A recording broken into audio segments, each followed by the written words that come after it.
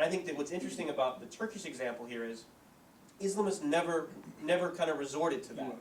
I mean, even when the military was repressing them and there were coups d'etats all the way down the road, even up to where Refah Party had it, with Erbakan as this Islamist, a truly Islamist prime minister, the military stepped in, and instead of the Islamists calling on a major fight against the government, they said, we're going to regroup and come back. And that's exactly where Erdogan comes down in this. And I think Erdogan and the AKP have learned a very valuable lesson in the sense that we can actually win this game politically. And so they won the election in 2002. When they won the election in 2007, a lot of it was not because everybody loved the AKP, it's because it was a reaction against the military's interference into who would be the president of Turkey.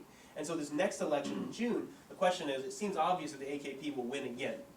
It's not a matter of if they will win, it's a matter of how much they will win by. And I think the real question is, will the AKP continue to hold that moral high ground? Because they've been in power for almost 9 years now.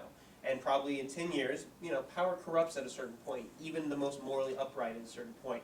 And I think it's going to be important to see what that does to the prime minister. And to me, it's a scary thought to think about what Turkey looks like in a post-Erdogan world.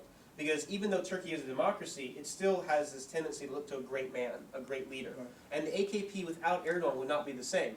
And with the Muslim Brotherhood, they've never been allowed to create that because their Muslim Brotherhood leaders, like you said, are these characters that could never be real leaders, right? Mm-hmm. You can't have El-Sahrawi coming back to be that. Right. You could have El-Baradei, right? And the question is, can El-Baradei, who's spent all of his time outside of the country, be able to have a genuine grassroots support? There seem to be some indications that maybe the youth are coming behind him. But is the Muslim Brotherhood ever going to be happy about having this Western-educated, Western-looking man take over? And can they come to that agreement? The Muslim Brotherhood's only experience with that power is brute force.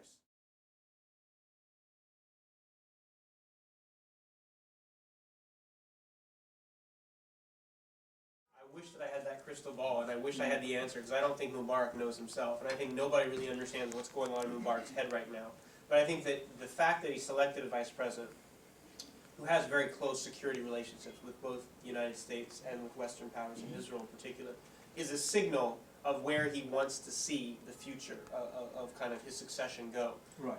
And I think that in some ways he might be a little delusional in the sense that if he thinks he can pick his own successor, that the street protesters are going to suddenly end. But I think he basically is hoping that they can kind of last out they can last out the protest. I mean, I do think it's particularly interesting that the former ambassador to Egypt is now the ambassador to Turkey. It couldn't have been a more perfect script. He has a deep understanding of the region, but he also has a kind of an understanding that America can't always get its way, and trying to figure out what would be in our long-term interest, even if in the short term it hurts us slightly.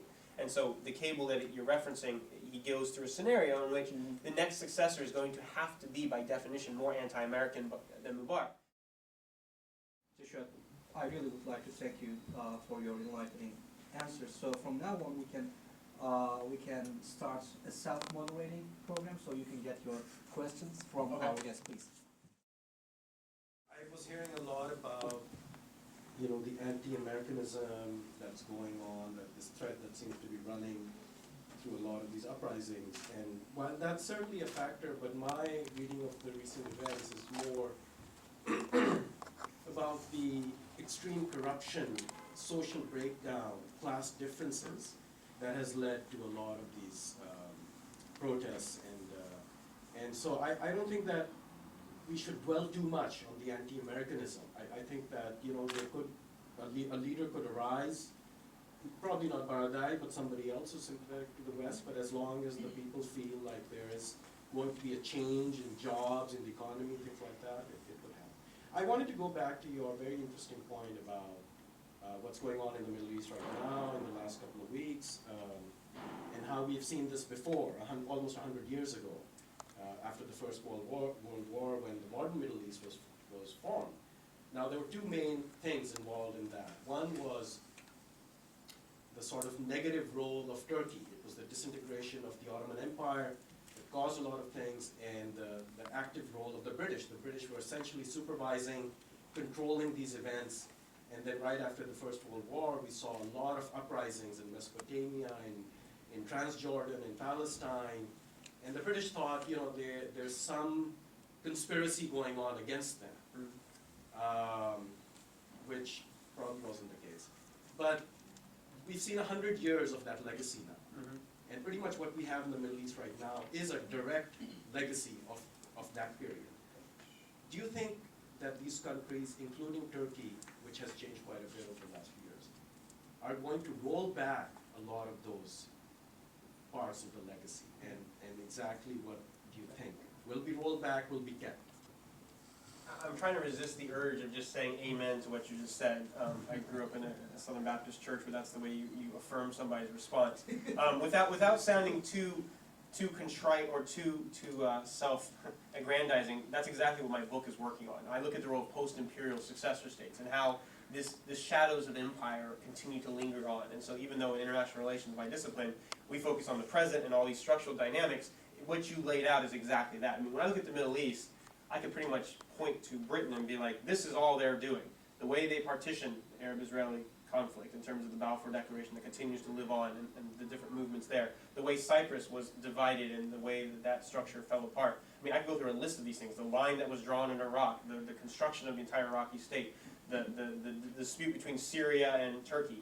The interesting thing here is that Turkey is actually an imperial player as well.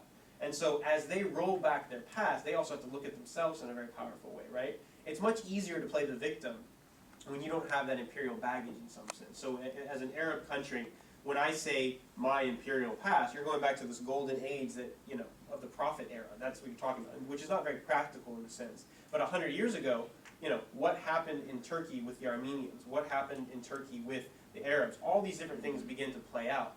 And so I think that you're absolutely right. The only way that you can kind of overcome that past is not to ignore it or pretend like it doesn't exist or have a taboo. It's to fully engage it. Thank you very much, first of all. My name is Gökhan Öztürk. My question is, I would like to start with a statement that I heard from a political economist, and I strongly agree with it.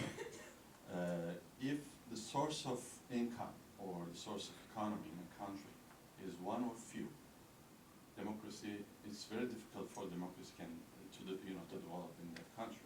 In other words, if the people manufacture, produce in a country, several rich and powerful people will come up with different ideas, and which will definitely be the source of democracy, things like that. So do you think, first of all, there's a chance in the Middle East for such an economical environment? And do you think that Turkey can be an economical model in addition to being a secular model, or basically, based on this context?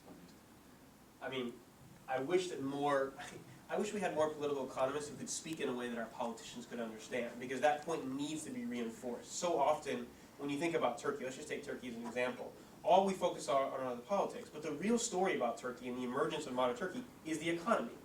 Bill Clinton had the great saying, it's the economy, stupid, and that's exactly what Turkey's all about. The rise of kind of the middle class in Turkey is the democratization that we talk about, because they demand their rights and they demand the government that will be responsive to their needs. And, in some ways, the Turkish example is one of the best examples of the Middle East, right? Because here's an economy that has more or less taken something that would be seen as a negative, an extreme youth bulge, and turned it on its head and made it a really positive thing, right? You think about the immigration that Europe needs to continue growing, and Europe's economy cannot continue to sustain its growth, even though it's a very slow growth rate, admittedly. It needs immigrants. And the Turks have been supplying that for a long period of time, despite the discrimination they've been facing. And when you think about the education level of the Turks in comparison, and what's interesting about looking at these different regions, I was just reading the statistics of the literacy rates and the education, it's extremely high in most of the countries that we're having the revolutions in, right?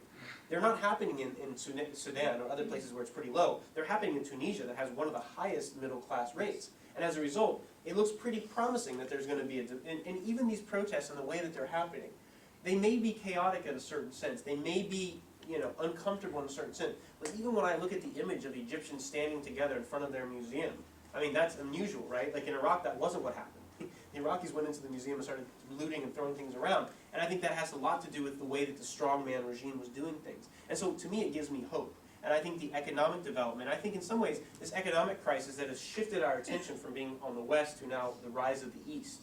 And Turkey, I mean, the unsung story here is that while China may be getting the #1 growth rate in the entire world, Turkey's been a very close #2 for the last 3 years in a row. And if the Middle East is going to grow, Turkey's going to be the engine that drives it. Just like Germany and France were the engine that drove Europe, Turkey has to be the engine, because Iran I mean, let's face it, its political system is hampering its economic development. Nobody can do business in Iran because nobody knows who to talk to. In Turkey, it's pretty simple. The regulations are beginning to fall apart. There's still nepotism, there's still corruption, there's still problems in Turkey, but it's beginning to become more and more crucial in that sense. And this is where I always point to my American and European friends and say, look, forget about the Islam side of things. Yes, they're Muslim, get over it. Let's do business, because even Muslims like to make money, right? Everybody likes to see their standard of living rise. And I think that that's the really unsung story. When I think about what the U.S.-Turkish relationship is lacking, we have great strategic relationships, we have great military bases, we have great cooperation in terms of NATO. We have virtually none when it comes to the economic level. Our trade level is the same as Syria's with Turkey. And you think about the size of America's economy versus Syria's economy, it's really a joke. And there's just not an understanding in Washington that you can connect these two dots. That the economy can't move independent of political, but political certainly cannot move without the economy. So I agree, I think, amen again. I just want to say thank you to the Turkish Cultural Center for a very lively debate. We had a great time with discussing Turkey's role in the Middle East as a super regional actor. Thank you so much for having me. Delicious food and the wonderful Turkish hospitality. Çok teşekkür ederim.